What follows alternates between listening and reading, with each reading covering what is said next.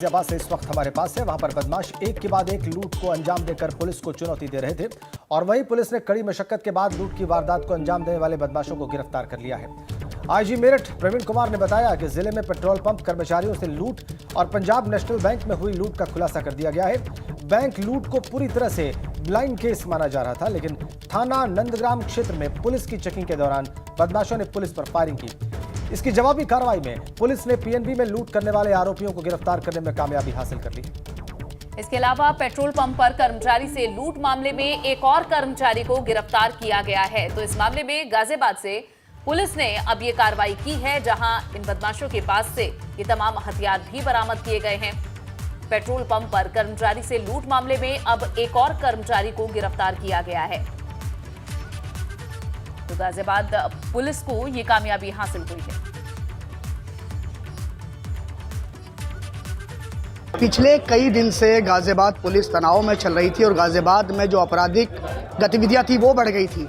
वहीं गाजियाबाद में एक पेट्रोल पंप का कर्मचारी था, उसके साथ लूट हुई थी। उसके बाद बैंक में लूट हुई थी। राहत की बात यह है कि गाजियाबाद पुलिस ने एक ही रात में 3 मुठभेड़ की और ये पीएनबी बैंक के जो अपराधी थे वो पकड़े गए और एक बदमाश जो पेट्रोल पंप लूट में शामिल था उसकी भी गिरफ्तारी हुई। तो सर एक बड़ी राहत है। आईजी साहब हमारे साथ प्रवीण कुमार, इनसे बात करते हैं। सर एक बड़ी राहत है, एक रात में 3 मुठभेड़ और 3 गुड वर्क।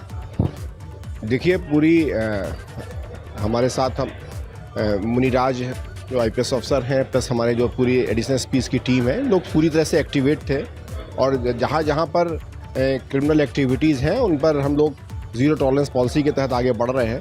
उसी परिप्रेक्ष्य में डिफरेंट क्रिमिनल इंटेलिजेंस के इनपुट्स के बेसिस पर ये जो बैंक की लूट थी ये बहुत चैलेंजिंग थी, ब्लाइंड केस था।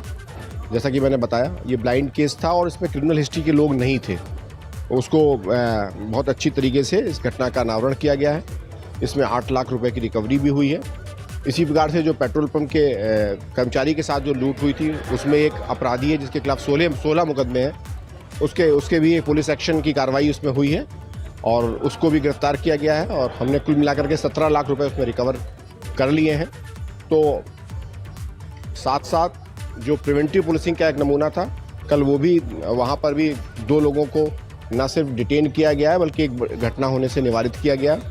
इस प्रकार से लगातार जो क्रिमिनल एलिमेंट्स हैं, चूँकि ये बॉर्डरिंग डिस्ट्रिक्ट्स के अपने चैलेंजेस हैं, दिल्ली का, हरियाणा का, सभी तरफ से, तो इंटर स्टेट कोऑर्डिनेशन के माध्यम से भी आपराधिक नियंत्रण की कार्रवाई की जा रही है और उसमें प्रभावी कार्रवाई हम करेंगे। इस घटना को होने के बाद जहां पर गाजियाबाद के जो पूर्व कप्तान थे पवन कुमार, उनके खिलाफ कार्रवाई की और गाजियाबाद की जिम्मेदारी सौंपी गई मुनीराज जी को। तो सर इस घटना में जो अपराधी थे, हालांकि उनका कोई आपराधिक रिकॉर्ड नहीं है, ब्लाइंड केस था, तो कैसे सुलझाया गया सर?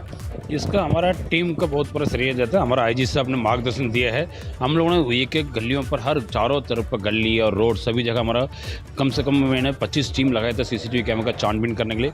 सीसीटीवी कैमरा का छानबीन करके पूरा जो क्रिमिनल्स का मूवमेंट है उसको पूरा ट्रैक करते करते हम लोगों ने सब आखिरी में जो घटना में जो प्रयोग हुआ उसको गाड़ियों को ट्रैक किया। गाड़ी के ट्रैक करने के बाद हम लोगों ने जो गैंग के ट्रेस कर पाया, ये कहाँ से स्टार्ट हुआ, कहाँ से एंड हुआ, उसका आधार पर उस इलाका से कितना भी संदिग्ध है मैनुअल मुखबिर से और जो हमारे पास सीसीटीवी फुटेज कुछ मिला है उसको उड़िए के आधार पर पूरा गांव घर घर हमने वेरीफाई कराया। उसी के आधार पर हम लोग का और मैनुअल मुखबिर के आधार पर एक गैंग पूरा गैंग का नैरो डाउन कराया। देखिए ये हैं गाजियाबाद के एसएसपी मुनीराज जी। गाजियाबाद से एबीपी गंगा के लिए मैं शक्ति सिंह।